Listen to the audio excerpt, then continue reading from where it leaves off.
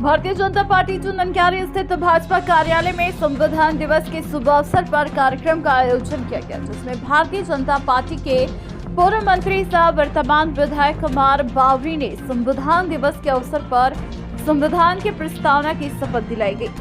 बताते चले कि भारतीय जनता पार्टी के पांचों मंडल के कार्यकर्ता मौजूद थे। सभी को संविधान की शपथ दिलाई गई। सभी ने मौलिक कर्तव्यों की पालना की शपथ ली व संविधान की प्रस्तावना का सामूहिक पठन किया। इस दौरान शपथ लिया गया कि हम भारत के लोग भारत को एक संपूर्ण प्रभुत्व संपन्न समाजवादी पंथ निरपेक्ष लोकतांत्रिक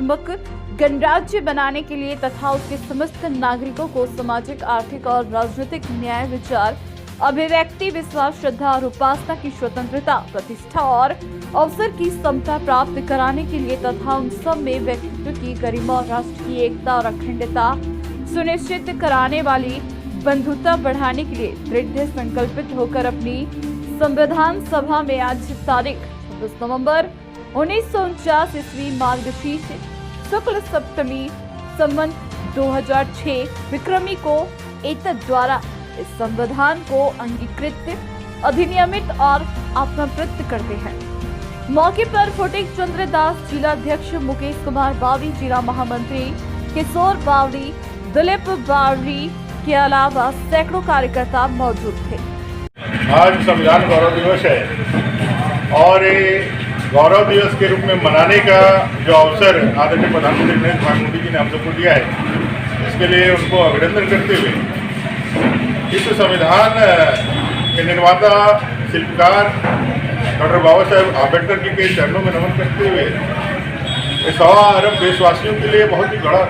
बड़ा गर्व का विषय है। विश्व के सबसे बड़े लोकतंत्र के लिए बड़ा गर्व का विषय है कि देश की आज़ादी के 75 साल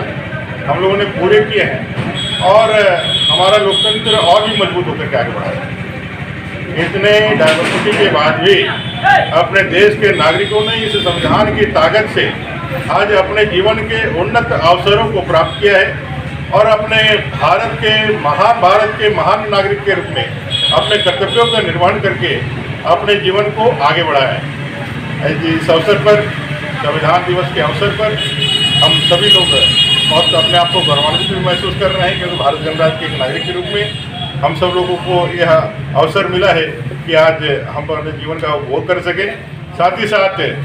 हम आप सबको भी और तमाम लोगों को शुभकामनाएं भी देते हैं इस संविधान दिवस की। आप सब, हम सब मिलकर के इस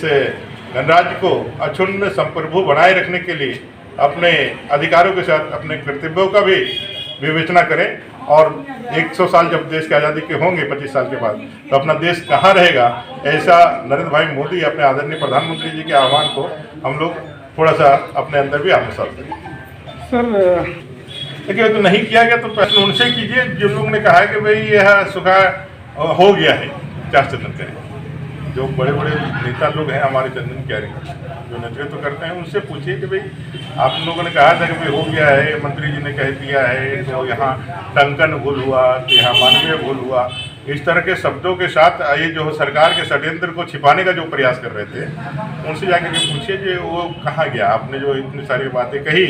और इतने प्रचार किया, इसका सीधा उद्देश्य है कि भाई जो चार चंदन का, एक तो आपकी सरकार ने यहाँ के लोगों के साथ छल किया है, दूसरा जब जनता गोलबंद हो रहा है इस चीज़ को, अपने हक को लेने के लिए, तो आप जो है वो गद्दार की तरह लोगों को भड़का करके उससे विचलित भी करना चाहते हैं। तो आपकी सरकार के इस कार्रवाई में आपका अपना समर्थन है। लोगों को इस आंदोलन में नहीं एकजुट नहीं होने देने के पीछे का कारण क्या है? इसका मतलब है आप चंदन क्यारी के लोगों के हित नहीं चाहते, आप नहीं चाहते कि भाई चंदन क्यारी का क्षेत्र सुखाड़ घोषित हो। ये तो आपको भी समझना चाहिए, सारा चीज़ सरकार के पर नहीं है, ये आपके कार्यशैली और आपके